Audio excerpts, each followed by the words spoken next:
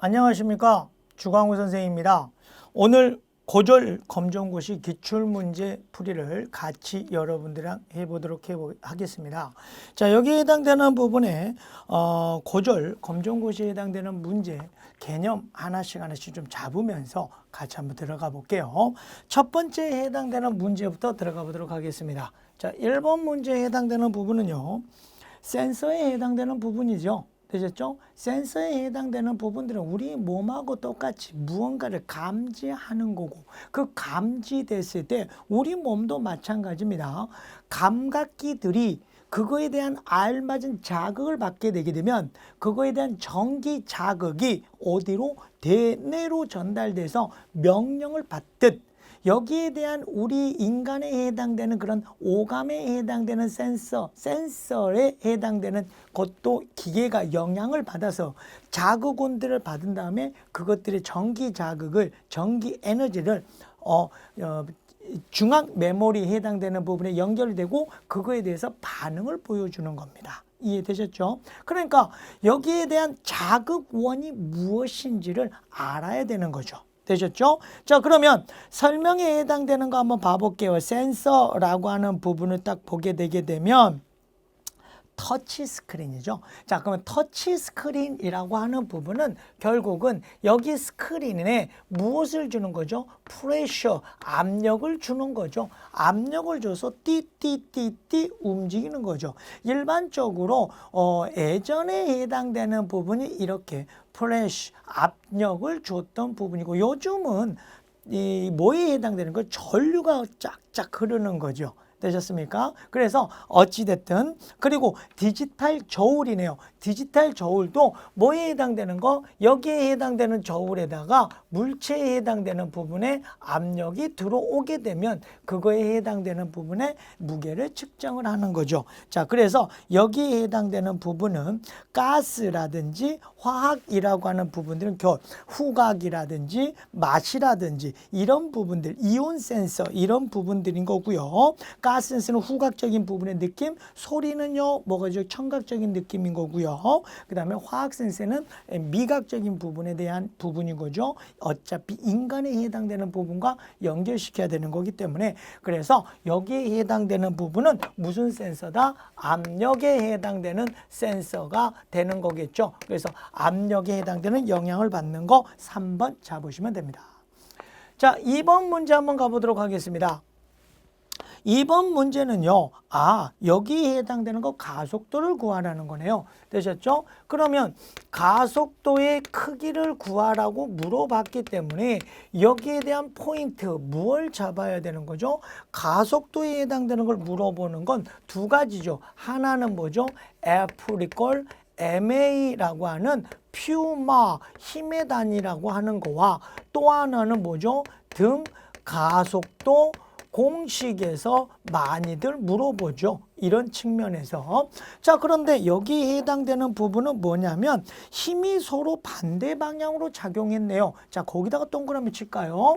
그러면 결국은 이 물체에 해당되는 부분에 힘이 반대로 작용을 했대요. 그래서 한쪽이 몇 뉴턴이요? 8뉴턴으로 작용하고요. 한쪽이 몇 뉴턴이요? 4뉴턴이요.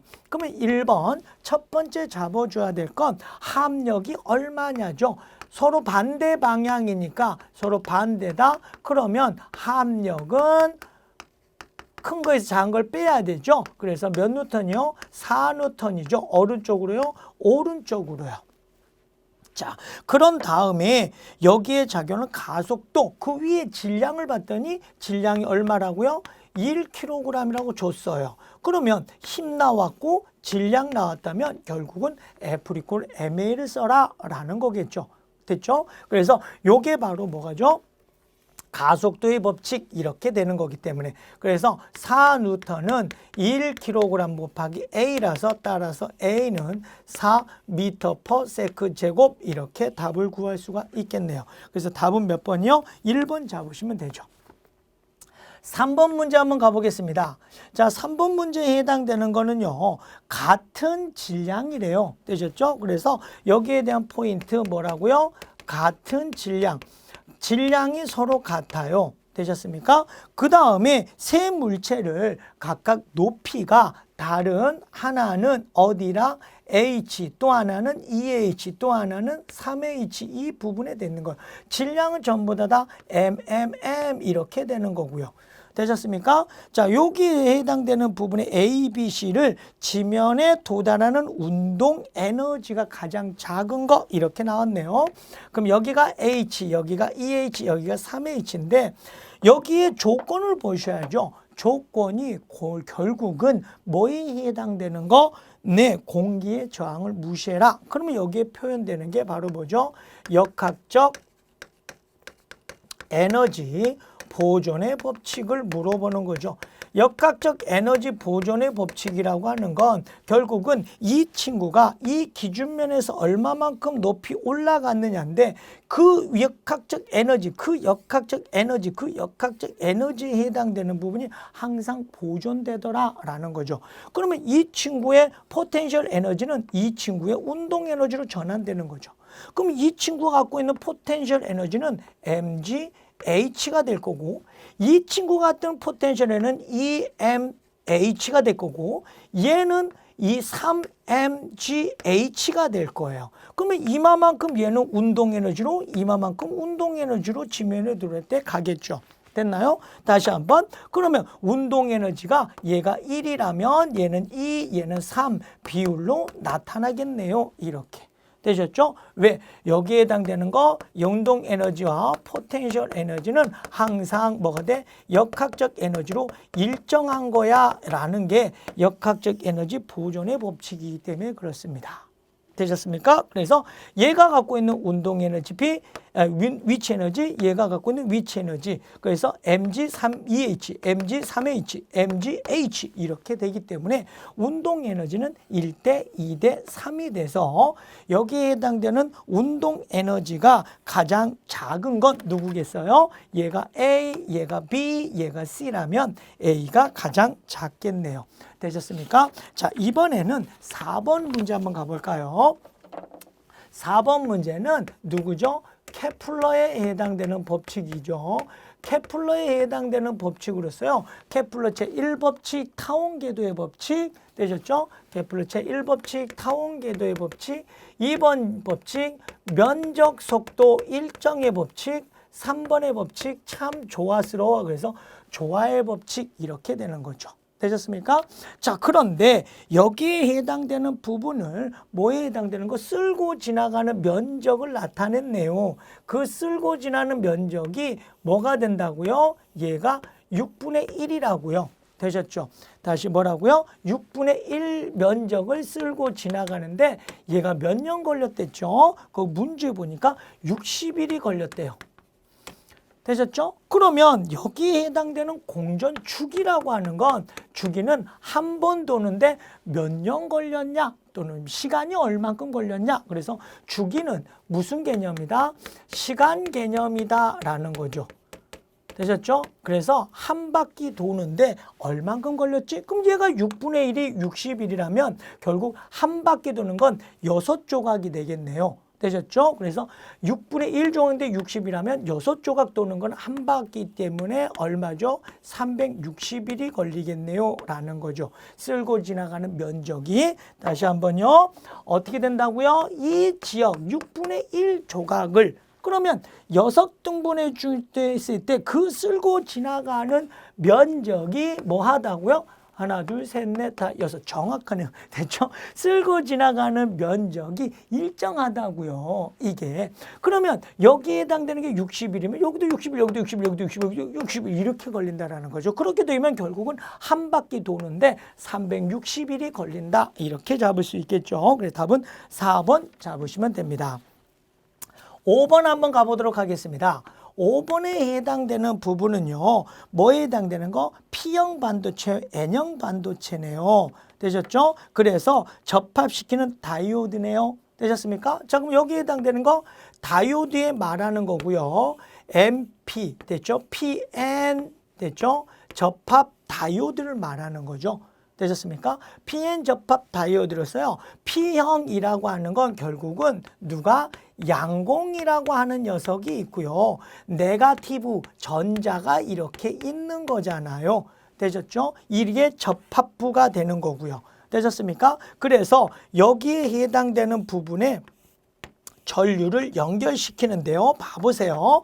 여기에다가 마이너스 극을 연결하고요. 여기에다가 플러스 극을 연결하게 되게 되면 양공은 이쪽으로, 전자는 이쪽으로. 그러면 넘어가는 애가 있을까요? 없을까요? 없지요. 그러면 얘는요. 전류가 흐르지 않아요. 그래서 전류가 흐르지 않는 애를 우리는 무슨 방향? 역방향 이렇게 되는 거죠. 되셨습니까? 그럼 역방향은 전류가 흐르지 않게끔. 그럼 반대로 여기에다가 플러스를 주고요. 여기다가 마이너스, 즉 여기에 대한 건전지, 전이차를 반대로 바꿔놓게 되게 되면 뭐가 되죠? 전자는 이쪽으로, 양공은 이쪽으로. 그래서 흐를 수 있게끔 되네요. 그걸 우리는 순방향이라고 하는 거죠. 되셨죠? 그러면 끄집어낼 수 있는 거, 선생님, 순방향이라고 하는 건 P형 반도체에다가는 무슨 극? 플러스 극을, N형 반도체에다가는 마이너스 극을 걸어주게 되게 되면 전류가 흐르는 뭐가 되죠? 순방향이 되는 거네요. 결국은 전류가 흐른다, 전류가 흐르지 않는다. 한 방향으로 전류가 흐르게끔 해줘라 라는 게 정류장치 이렇게 되는 거죠. 되셨습니까? 그래서 여기에 해당되는 부분은 정류장치에 해당되는 것으로 5번의 답은 1번 잡아주시면 됩니다. 자, 6번 문제 한번 가볼까요? 6번 문제에 해당되는 부분은 열기관이네요. 되셨죠? 자, 열기관이라고 하는 부분은 결국은 뭐에 해당되는 거? 에너지 효율 내는 거하고 연결돼야 되는 거죠. 자, 에너지 효율은 결국 연력학 제2법칙하고 연결이 되는 거고요. 다시 한번요. 뭐라고요? 연력학 제2법칙이요. 연력학 제2법칙은 뭐에 해당되는 거? 엔트로피 증가의 법칙 이렇게 되는 거죠. 얘에 해당되는 부분은 결국은 무질서도 증가의 법칙으로서 방향성을 말하는 거예요. 흐름의 방향성. 되셨습니까? 그래서 흘러가 버린다. 에너지는 한 방향으로 흐른다. 그렇기 때문에 이 친구를 거꾸로 올라가기 위해서는 인위적인 게 들어가야 된다라는 거기 때문에 자연은 한 방향으로 올라가서 사라져 버린다. 그러면 에너지는 전환될 때마다 내가 쓸 수 있는 에너지와 그다음 내가 쓸 수 없는 되셨죠? 에너지로 변화가 이루어져 이렇게 되는 거죠. 되셨습니까? 그래서 여기에 해당되는 건 에너지를 아껴라 하면서 에너지 효율을 내는 공식 뭐에 해당되는 거요?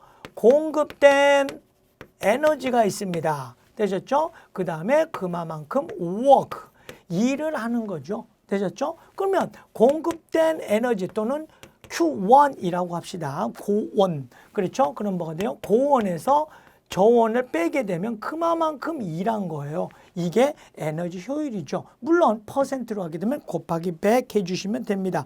그럼 여기에 해당되는 고온열이 Q1이고요. 그 다음에 저온열이 Q2입니다. 이렇게 되는 거죠. 자, 그러면 여기에서의 한 일은 뭐라고요? 다시 한번 문제가 물어봤네요. work는 어디요? 고온열에서 2를 빼주는 게 work, 그만큼 한 일입니다. 라는 거 공식으로도 체크가 가능하시죠. 공식으로 어때요? 체크 가능하시죠? 그렇기 때문에 여기에 해당되는 거 50 빼기 40이 한 일이라서 답은 몇 번? 2번 잡아주시면 됩니다. 7번 문제에 들어가 보도록 하겠습니다. 7번 문제에 해당되는 건 전자기파 해당되는 부분을 써요.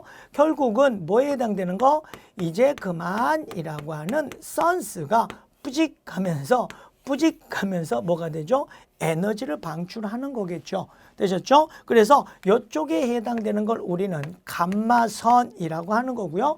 감마선에 해당되는 건 항암 치료 및 비파괴 검사 이런 데 쓰이는 거고요. 그 다음에 뭐가죠? X선 또는 엑스레이, 그래서 엑스레이 사진뼈 이런 것들, CT 촬영 이런 것들도 엑스레이를 하는 거죠. 그 다음에 누구죠? 자외선, 살균 이렇게 되는 거고, 그 다음에 가시광선, 그 다음에 뭐죠? 적외선. 적외선은 이제 뭐가죠?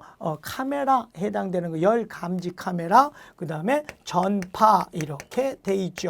자, 그러면 여기에서 원하는 건 투과력이 높아요. 즉 이쪽으로 갈수록 뭐가 되더라요? 에너지가 커집니다. 진동수는 커지고요. 파장은 작아요. 라는 것까지도 포인트 잡아주셔야죠. 됐습니까? 그러면 에너지가 크다라는 건 결국은 뭐가 크다요? 투과율이 크다라는 거죠. 뚫기가 쉽다 이렇게 되는 겁니다. 자, 그 다음에 뼈 골절 복부 질환 검사를 사용하는 CT에도 이용한 전자기파는 이게 다 전자기파예요. 이게 바로 뭐라고요? 전자기파 중에서 다음 설명에 해당되는 건 누구랑 같이 연결되는 거죠? X선, 엑스레이죠. 그래서 다음 몇 번? 1번 잡아주시면 됩니다. 자, 8번에 해당되는 부분을 가볼게요. 자, 8번에 해당되는 부분은 뭐냐면 화학 반응이네요. 뭐라고요? 화학 반응에 해당되는 부분인데 이 반응에 해당되는 부분에서도 누구죠? 반응 속도라고 하는 거죠. 그럼 반응 속도라고 하는 부분은 결국 뭐냐면 여기가 반응물이 있어요. 되셨죠? 자, 반응물이 뭐가 되죠? 생성물이 돼야 돼요. 그때의 속도를 우리는 반응 속도라고 하는 거예요. 그러면 반응 속도라고 하는 이 친구는 뭐가 되죠? 단위 시간 동안에 농도가 어떻게 변해? 농도 변화량으로 측정이 가능하겠죠. 자, 그러면 이때 농도 변화량이라고 하시는 말씀은 무엇입니까? 라고 물어볼 수 있다면 결국 반응물의 농도는 어떻게 되죠? 감소량을 측정하거나 생성물의 농도 증가량을 측정하는 거죠. 그게 반응 속도죠. 되셨습니까? 그래서 그렇구나. 자, 그러면 여기에 해당되는 거 통나무를 자르 반응 속도를 느리게 하래요. 그럼 얘가 이렇게 되는 속도를 느리게 해줘 라는 거죠. 자, 그러면 반응 속도에 영향을 미치는 요인은 바로 뭐가 있냐면요. 농도가 진할 때, 온도가 높을 때, 그 다음에 표면적이 뭐 할 때, 넓을 때, 그 다음에 촉매 사용 시, 이때도 정촉매 사용해야지 반응 속도에 영향을 줘 이렇게 되는 거군요. 얘들은 방향 속도를 빠르게 하는 거예요. 뭐 하게요? 빠르게. 되셨죠? 자, 그럼 봐볼게요. 통나무를 잘게 쪼개면 더 잘 탄다는 표면적이겠죠. 그 다음에 부채질을 많이 해서 숯이 더 환하게, 농도를 진하게, 산소를 더 많이 부딪히게끔 해주는 거고요.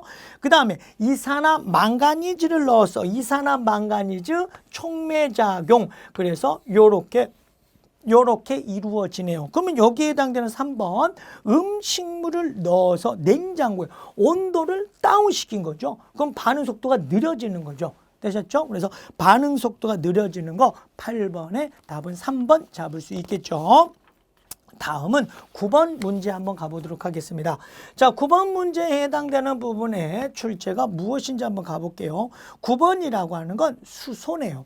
자, 수소에 해당되는 전자가 하나가 있고요. 여기도 전자가 하나가 있어서 몇 개? 두 개 이렇게 이루어지는 이 결합을 우리는 무슨 결합이라고 하죠? 전자를 서로 공유하는 공유 결합이라고 하는 거죠. 자, 공유 결합이라고 하는 것은 비금속과 비금속이 만나는 결합으로서 전자를 서로 뭐 하더라?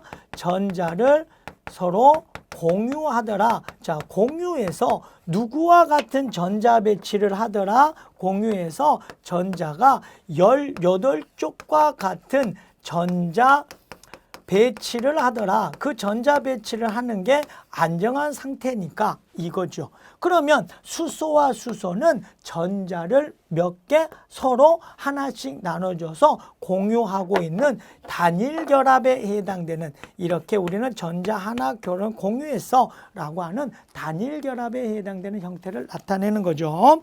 자, 그러면 여기에 해당되는 거 봐볼게요. 극성 분자다. 자, 이런 용어들이 상시는 조금 까다로운 용어죠. 극성 분자라고 하는 부분은 무엇이냐면, 자, 정리 한번 해드릴게요.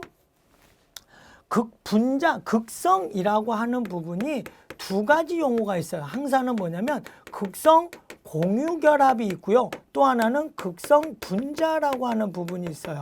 되셨나요? 그럼 극성하고 또 비교라는 게 무극성이라고 하는 부분이 있겠죠. 그러면 극성, 무극성이 또 차이가 있는 데다가 그 극성 안에 극성 공결합, 극성 분자가 있는 거라는 거죠. 되셨죠? 그리고 이런 극성 분자 공유결합은 결국은 누구? 전기 음성도의 차를 알아야 되는 거예요. 전기 음성도라는 건 저 비금속 사이에서 전자쌍을 끌어당기는 정도 이거죠. 전자쌍을 끌어당기는 정도가 플루린이 가장 커요. 4.0을 기준으로 나타내는 거죠. 그래서 두 원자 간 전기 음성도 차가 있으면 극성 공결합이야.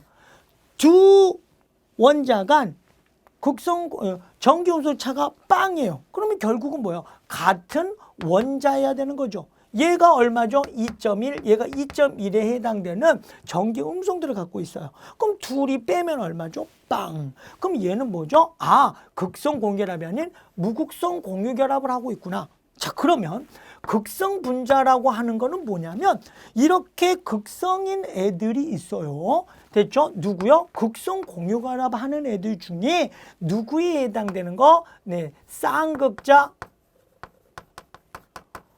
모먼트의 합이, 쌍극자 모먼트의 합이 빵이 아닌 거가 바로 극성 분자예요. 그러니까 한쪽으로 전자들이 치우치는 현상, 이게 바로 극성이 되는 거예요. 이해되셨습니까? 그러면 여기서는 전자가 한쪽으로 치우쳐지는가요? 치우쳐졌나요? 아니죠. 그러니까 얘는 무극성 공유결합의 무극성 분자가 되는 겁니다. 되셨죠? 자, 그 다음에 이원자 분자, 원자가 두 개인 분자입니다. 맞죠? 그러면 여기에서 또 한 번의 포인트, 분자식으로 뭐 할 수 없는 애들, 나타낼 수 없는 애들까지도 기억해야 되는 거죠. 그럼 분자식으로 나타낼 수가 없는 애들이 바로 누굴까요? 이온결합, 공유 금속결합, 이온결합, 금속결합, 그 다음에 누구요? 흑연과 다이아몬드와 같은 애들. 자, 요런 애들의 공통점은요, 뭐에 해당되는 거? 연속적 배열을 하고 있더라. 아, 연속적 배열하는 애들은 분자라고 부를 수가 없네. 그런데 얘들은 뭐죠? 거기에 속하지 않는 거기 때문에 분자 맞죠? 그 다음에 이온결합 물질은 금속 결합과 금속과 비금속의 결합이 이온결합이죠. 그러니까 여기서는 공유결합으로서 비금속이니까 틀리죠. 공유전자쌍은 몇 쌍? 한 쌍 이렇게 돼야 되는 거죠. 그래서 답은 몇 번? 2번 잡아주시면 됩니다. 자, 이번에는요 10번이요. 선생님이 봤을 때 9번 문제가 말은 쉬워요. 아니 문제에 해당되는 부분은 쉽게 풀릴 수 있겠죠. 그러나 그 안에 내용들은요 상당히 어려운 말들이 많이 들어가서 처음 들어봤는데 이거 좀 뭐야? 이렇게 생각할 수도 있습니다. 근데 쉽게 보면 쉽게 볼 수 있죠. 됐죠? 자, 10번 한번 가보도록 하겠습니다. 숫하고 메테인을 연소했습니다. 아이구야, 여기서 기억해 줘야 될 거 뭐다? 연소라는 거죠. 연소는 빛과 열을 내면서 급격히 산소와 결합하는 게 연소입니다. 중학교인 거고요. 고등학교는 뭐다? 연소 그러면 플러스 O2 이렇게 해주시면 되죠. 자, 연소란 뭐라고요? 플러스 O2. 그러니까 탄소에 해당되는 걸 수술 연소했습니다. 누가 나온다고요? 이산화탄소요. 자, 그 다음에 두 번째 CH4 메테인을 연소했습니다. O2. 그러면 얘하고 얘가 만들어질 수 있는 물질은 이산화탄소하고 물이 만들어질 수 있죠. 개수 맞춰야죠. 얘 한 개, 얘 두 개. 그러면 얘가 산소가 4개 써 있으니까 2개 이렇게 개수 맞춰야 되는 거죠. 자, 보시다시피 연소했다. 그럼 뭐라고요? 플러스 O2 이렇게 잡아주시면 됩니다. 자, 11번 문제 한번 가볼게요. 11번에 해당되는 부분은 뭐냐면 최초의 합성의약품이네요. 누구에 해당되는 거? 합성의약품이요. 자, 이 합성의약품에 해당되는 부분을 또 한번 가볼게요. 여기에 해당되는 건 누구에 해당되는 건 탄소와 수소로 이루어지는 탄소 화합물들이에요. 여기에 표현되는 건 탄소 화합물이구나 라는 부분이고요. 얘들은 대부분 어디서 원재료를 가지고 왔다? 네, 거기에 해당되는 자연에서부터 컴프롬했다라는 거예요. 되셨죠? 그러면 여기 포인트 한번 가볼게요. 해열 진통 효과다. 여기에 해당되는 건 뭔지 모르겠지만 그래, 진통에 해당되는 거구나. 그럼 뭐 살리실산 뭐 이런 부분들의 포함, 너무 어려운 용어네요. 거기더니 아세트 살리실산 이렇게 바로 또 튀어나왔네요. 이게 뭐지? 잘 모르겠으나 이거는 기억할 수 있죠. 버드나무에서 끄집어내주는 거예요. 버드나무에서 끄집어냈던 거, 아주 쓴 거, 이 쓴 거 너무 먹기 힘들어. 그래서 우리가 먹을 수 있게끔 만들어준 최초의 합성의약품이 뭐죠? 아스피린, 이렇게 되는 거죠. 되셨죠? 그래서 여기서 말하는 건 누구 말하더라? 아스피린이다 라는 거 끄집어내 주시면 되고요. 자, 페니실린은 최초의 항생제죠. 되죠? 푸른 곰팡이. 자, 그 다음에 12번 가보도록 하겠습니다. 12번은 바로 누구 말하는 거죠? 탄소로 이루어져 있는 누구? 동소체에 해당되는 부분을 끄집어내고 싶은 거죠. 자, 동소체라고 하는 부분은 뭐죠? 예, 탄소라고 하는 원소 하나로 이루어져 있는, 그러니까 원소가 같은데 다른 물질이에요. 되셨죠? 그러면 탄소로 이루어지는 것 중에 하나가 누구죠? 다이아몬드, 이렇게 있죠. 다이아몬드 같은 경우는 어떤 부분이죠? 이렇게 정사면체에 해당되는 부분이 있고요. 또 하나는 누가 있죠? 흑연이요. 흑연이라고 하는 친구는요, 이렇게 판상 모양처럼 되어 있습니다. 다시 한번요, 이렇게 판상 모양처럼 되어 있습니다. 자, 그 다음에 마지막으로요, 플로렌이라고 하는 부분이 있어요. 탄소 60개로 이루어져 있는, 요렇게 일반적으로 많이 물어보시는데요. 중요한 건 여기 있는 다이아몬드나 흑연은 연속적 배열을 해요. 연속적 배열이기 때문에 분자다, 아니다. 얘 둘이는 분자가 아니다, 이렇게 되는 거고요. 그런 반면에 여기 플로렌은 C60개로 이루어지는 하나의 덩어리, 오각형과 육각형으로 이루어지는 축구공 모양처럼 되어 있습니다. 되셨죠? 축구공 모양처럼 한 덩어리, 그리고 밀도는 작고요. 되셨습니까? 그래서 나타내니까 얘는 뭐죠? 네, 분자가 될 수 있는 거예요. 요것도 잡아주시고요. 그 다음에 여기에서 끄집어내고 싶었던 문제는 신소재예요. 되셨죠? 뭐라고요? 신소재. 기존에 있던 것들을 변화시켜서 또는 발달시켜서, 됐죠? 그래서 새로 다른 혁신의 문화를 만들어내는 거겠죠. 자, 그래서 흑연에 해당되는 거는 이렇게 끊어지기가 쉬워요. 그러면 요거 하나 끄집어내면 끊어질 게 없죠. 그게 바로 누구냐? 그래핀이에요. 되셨죠? 저 위에 한 판을 딱 뜯어가지고 나타내는 게 바로 뭐라고요? 그래핀이요. 그러면 이 그래핀을 탄소, 뭐죠? 나노에서 이렇게 둥근 관 모양처럼 만드는 게 바로 뭐죠? 탄소 나노튜브예요. 되셨죠? 그래서 탄소 나노튜브. 12번에 보여지는 게 바로 뭐죠? 탄소 나노튜브예요. 그러면 1번 가보겠습니다. 옳지 않는 거네요. 나노기술 물질입니다. 맞죠? 그 다음에 얘는요, 끊어지지 않고 휘어지고요. 좋습니다. 거기에 전류도 흐르는 성질도 있죠. 되셨습니까? 그러니까 철보다 단단해요. 맞죠? 연필심으로 사용됩니다. 이건 누구죠? 흑연이죠. 되셨죠? 그래서 흑연이, 근데 얘는 아니죠. 얘는 신소재 물어보고 있는데. 그 다음에 구성 원소는 탄소로 이루어졌습니다. 그래서 뭐라고요? 동소체, 이렇게 이루어지는 거 맞네요. 되셨습니까? 그래서 지금까지 선생님이랑 같이 한 12문제 정도 풀어보셨는데 어떠셨나요? 선생님 내용 정리가 너무 많은데요. 그렇죠. 이런 부분들을 그냥 한 문제 그냥 간단하게 보는 것이 아니라 지금 아까 봤지만 9번 문제 같은 게 아주 쉬웠어요. 아주 쉬운데 이거에 대한 단어 하나하나 해석하려고 그러면 상당히 까다롭다라는 거죠. 그러니까 공부를 많이 한 친구들은 틀렸어 이렇게 되지만 그렇지 않은 친구들은 뭐냐면 한 번 헷갈렸으면 다른 것도 다 헷갈릴 소지가 커요. 되셨죠? 그런 것처럼 내용 정리를 하나씩 해보면서 문제에 대한 뜻, 풀이, 그 다음에 어떤 문제들이 어떻게 적용됐는지, 그리고 전체적인 틀에서부터 하나씩 세세하게 이렇게 내려가 주게 되면 너무 편하게 할 수 있죠. 그래서 선생님이랑 같이 12번까지 했으니까 조금 쉬었다가 13번부터 다시 한번 시작해 보도록 하겠습니다.